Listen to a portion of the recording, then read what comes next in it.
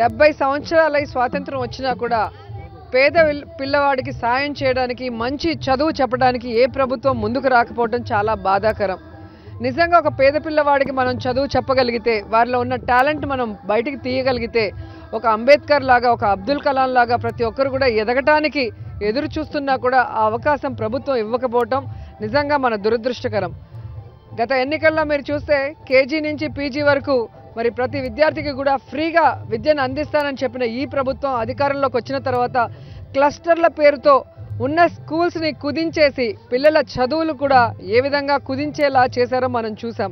కానీ ఈరోజు అలాంటి పేద విద్యార్థుల్లో ఉన్న టాలెంట్ని వెలికి తీసి వారిని ప్రోత్సహించి వెన్నంటూ ఉంటూ మరి అందరితో కూడా ఆ ఫౌండేషన్ ద్వారా పేద విద్యార్థులకి మరి సహాయం చేసే విధంగా మరి సహాయపడుతున్న వే ఫౌండేషన్ని మనస్ఫూర్తిగా అభినందిస్తూ, మరి చాలామందికి పిల్లలకి సహాయం చేయాలన్న ఆలోచన ఉంటుంది, కానీ ఎలా చేయాలో తెలీదు. ఈ వే ఫౌండేషన్ చూపిస్తుంది. మరి పేద విద్యార్థులకి గోల్డెన్ వే చూపించే ఈ వే ఫౌండేషన్కి ప్రతి ఒక్కరు కూడా సహాయాన్ని అందించి ఆ పేద పిల్లల్ని ఆశీర్వదించమని కోరుకుంటున్నాను. పవన్ కళ్యాణ్ ప్రత్యక్ష రాజకీయాల్లోకి వస్తాను 2019 చేయడం వల్ల ఆయన పార్టీలో అభ్యర్థులు నిలబెడితే వైసీపీకి వచ్చే నష్టం ఉంది. నిజంగా రాజకీయాల్లో ఉండాలనుకునే వాళ్ళు ప్రజల సమస్యల మీద పోరాడుతూ మరి ఈరోజు సమాజంలో జరుగుతున్న అన్నిటి మీద అవగాహన పెంచుకొని ప్రజలకి మంచి చేసే విధంగా, ప్రజలకి భరోసా ఇచ్చే విధంగా, ప్రజలకు ఒక కష్టం వచ్చినప్పుడు అండగా ఉంటే ప్రతి ఒక్కరు కూడా అభినందిస్తారు. అలా కాకుండా ఎప్పుడో ఒక రోజు తళుక్కున మెరిచి నేను రాజకీయాలు చేస్తాను అంటే ప్రజలు నమ్మే పరిస్థితి లేదు. అండ్ గతంలో పీఆర్పీ పెట్టినప్పుడు ఇదే మాటలు మనం చూసాం, తెలుగుదేశం పార్టీని ఆయన మాట్లాడిన మాటలు. అలాగే మొన్న ఎన్నికల్లో బీజేపీకి తెలుగుదేశం పార్టీకి సపోర్ట్ చేసే విధంగా ఏ విధంగా మాట్లాడారో కూడా ప్రజలు చూశారు. ఆ తర్వాత ప్రశ్నిస్తానన్న పవన్ కళ్యాణ్ గారు ఈరోజు ప్రశ్నించకుండా ఏ విధంగా ప్రభుత్వంలో ఉన్న పెద్దల్ని నొప్పించక తానొవ్వక తప్పించుకు తిరుగువాడు ధన్యుడు సుమతి అన్న విధంగా మోడీని ఏమన్నాడు, చంద్రబాబు నాయుడిని ఏమన్నాడు, కానీ ఎమ్మెల్యేలని, మినిస్టర్ని, ఎంపీలని మాత్రం ఏదో ఒక మాట అంటూ బ్రతికేస్తూ వచ్చాడు. మొన్న తిరుపతిలో ఎలాంటి ఒక మీటింగ్ పెట్టాడో మనం చూసాం. ఆ తర్వాత కాకినాడ మీటింగ్ చూసాం. ఆయన సభలో ఒక అబ్బాయి చనిపోయిన తర్వాత ఇక నేను పబ్లిక్ మీటింగ్లు పెట్టను, ప్రజలకు ఇబ్బంది పెట్టను, ఎవరు కూడా ఏ పబ్లిక్ మీటింగ్కి పోవద్దని చెప్పిన మనిషి ఈరోజు అతను మళ్ళీ మీటింగ్ పెట్టి ప్రజల్ని రమ్మన్నాడు అంటే మాట మీద నిలబడని పవన్ కళ్యాణ్ని మళ్ళీ ప్రజలు నమ్మితే మోసం పోవటం తప్ప మరోటి కాదు. ఎందుకంటే అప్పుడు మోసపోయారు, ఇప్పుడు మోసపోయారు, భవిష్యత్తులో ఆయన పార్టీ పెట్టి మళ్ళీ నమ్మితే మళ్ళీ మోసపోతారు. అదే అంటున్నాను, నిజంగా ప్రతిపక్షం కనుక సక్రమంగా పనిచేయకపోతే, ప్రజలకి అండగా ఉండకపోతే ఈరోజు తెలుగుదేశం పార్టీ, బీజేపీ ఇలా గింజుకునేది కాదు, పవన్ కళ్యాణ్ ఇలా అప్పుడప్పుడు తలుకున మెరిసేవాడు కూడా కాదు. సో బలమైన ప్రతిపక్షం ఉంది. ప్రతి ఒక్క తప్పుని కూడా వారి పచ్చ మీడియా చూపించకపోయినా కూడా ప్రజల కష్టాన్ని ఎలుగెత్తి చాటుతోంది అసెంబ్లీ లోపల బయట. కాబట్టే ఈరోజు ఇలాంటి వాళ్ళని పెట్టుకొని తప్పించుకోవడానికి ప్రయత్నం చేస్తున్నారు అధికారంలో ఉన్న నాయకులు తప్ప నిజంగా ప్రతిపక్షం అనేది లేకపోతే ఈరోజు ఇంత గింజుకోవాల్సిన అవసరం లేదనేది ప్రజలకు కాదు, మామూలు వాళ్ళకు కూడా తెలుస్తుంది. ఈరోజు పవన్ కళ్యాణ్ నమ్మి ఆ పార్టీలో చేరుతారని నేను అనుకోలేదు. ఎందుకంటే పవన్ కళ్యాణ్ కన్నా గొప్ప ఆర్టిస్ట్గా మెగాస్టార్ 30 ఏళ్ళు ప్రజల అభిమానాన్ని చూరగొన్నారు.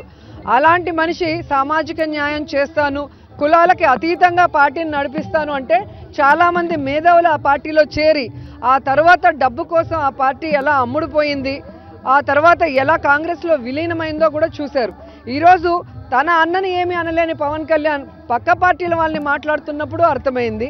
అలాగే మోడీ గారిని, అలాగే చంద్రబాబు నాయుడిని మాట్లాడకుండా ఆయన మాట్లాడే తీరు అర్థమవుతుంది. కాబట్టి ఇలాంటి వాడిని నమ్మి ఆ పార్టీలోకి వెళ్తే మరి వెళ్ళిన నాయకుల భవిష్యత్తు ఎలా ఉంటుందో అర్థమవుతుంది. ఎందుకంటే స్టేజ్ మీద ఆయన తప్ప ఎవరిని కూర్చోనీరు, నించోనీరు, టీఆర్పీ పార్టీలో అయినా జనసేన పార్టీలో అయినా.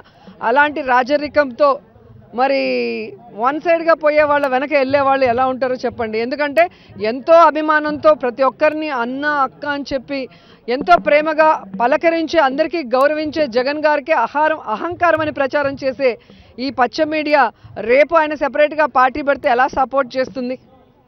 సో మీరే ఆలోచించుకోవాలి. 500, 1000 నోటు ఎందుకు రద్దు చేశారయ్యా అంటే మరి నల్లధనాన్ని, అలాగే నకిలీ నోట్లని రూపుమాపటానికి అంటే నిజంగా అభినందించాం. కానీ ఈరోజు జరుగుతున్న పరిణామాలు చూస్తుంటే ఆల్రెడీ గుజరాత్లో ఒక పేపర్లో ఇవి రద్దు చేయబోతున్నారని చెప్పారు. అలాగే 2000 నోటు రాబోతుందన్నది కూడా ఇప్పుడు మనం సోషల్ మీడియాలో చూస్తూ ఉన్నాం. అండ్ అలాగే ఏదైతే 6 నెలలకు ముందే మేము ప్రింటింగ్ స్టార్ట్ చేసామని చెప్పారో అలాంటిది 2 నెలల ముందర ఆర్బీఐ గవర్నర్గా మరి ఎన్నికైన ఉర్జిత్ గారి పేరు ఎలా వచ్చిందో కూడా తెలియట్లేదు. అలాగే ఒక వారం ముందు లెటర్ రాసిన చంద్రబాబు నాయుడు గారు కరెక్ట్గా ఈ నోట్లు రద్దు చేసే ముందే ఎలా తన హెరిటేజ్ షేర్స్ని అమ్మేశాడో కూడా ఎవరికి అర్థం కాని పరిస్థితి. అలాగే జియో సిమ్ ద్వారా డిసెంబర్ 31 వరకు ఫ్రీగా ఎందుకు అంబానీ గారు అందరికీ ఇచ్చారో కూడా ప్రజలకు అప్పుడు అర్థం కాలేదు. కానీ ఈరోజు స్పష్టంగా అందరికీ కూడా అనుమానాలు రేకెత్తిస్తుంది. మోడీ గారు ఎవరైతే నిజమైన దొంగలు ఉన్నారో బీజేపీలో కానీ తెలుగుదేశం పార్టీలో కానీ అలాగే పారిశ్రామికవేత్తలు వాళ్ళకి సపోర్ట్ చేసే వాళ్ళు ఎన్నికల్లో వారందరికీ ముందే లీక్లు ఇచ్చేసి కేవలం ఈరోజు పేద ప్రజల్ని ఇబ్బంది పెట్టడానికి ఈ నోట్లని రద్దు చేశారా అని చెప్పి అందరూ కూడా మాట్లాడుకోవడం మనం వింటున్నాం. ఎందుకంటే ముందస్తుగా ఎటువంటి ప్రణాళిక లేదు, బ్యాంకులకు ఎటువంటి ఇన్ఫర్మేషన్ లేదు, సఫిషియంట్ మనీని ప్రింట్ చేసి ప్రజలకు అందుబాటులో పెట్టకుండా ఈరోజు మధ్యతరగతి వాళ్ళు పేదవాళ్ళు మాత్రం అటు పనులకి పోలేక ఇట్లా ఏటీఎం బ్యాంకుల దగ్గర క్యూలో నిల్చోలేక అవస్థలు పడుతున్నారు. ముఖ్యంగా పెళ్లిళ్ళ సీజను, పెళ్లిళ్ళు చేసే వాళ్ళు ఆడపిల్ల తల్లిదండ్రులు చాలా కష్టపడుతున్నారు. స్టూడెంట్స్ అయితే ఎంత ఇబ్బంది పడతారో ఒకసారి మనం ఆలోచించాల్సిన అవసరం ఉంది.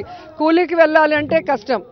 షుగర్ పేషెంట్లు, ముసలి వాళ్ళు, పిల్లలు కూడా క్యూల్లో నించోలేక తల్లడిల్లిపోతుంటే నిజంగా బాధేస్తుంది. కాబట్టి ప్రభుత్వాలు ఒక నిర్ణయం తీసుకునేటప్పుడు చిత్తశుద్ధిగా అది డబ్బున్నవాడైనా పేదవాడైనా తన పార్టీ వాడైనా ఎదుటి పార్టీ వాడైనా ఒకే న్యాయంగా ఉంటే ఈ నల్లధనాన్నో నకిలీ నోట్లనో రూపుమాపచ్చు. కానీ ఈ విధంగా పేదవాడికి నష్టం చేసి పెద్దవాడికి మంచి చేసే ప్రభుత్వాలను ఎవ్వరూ కూడా సపోర్ట్ చేయరు, గౌరవించరు.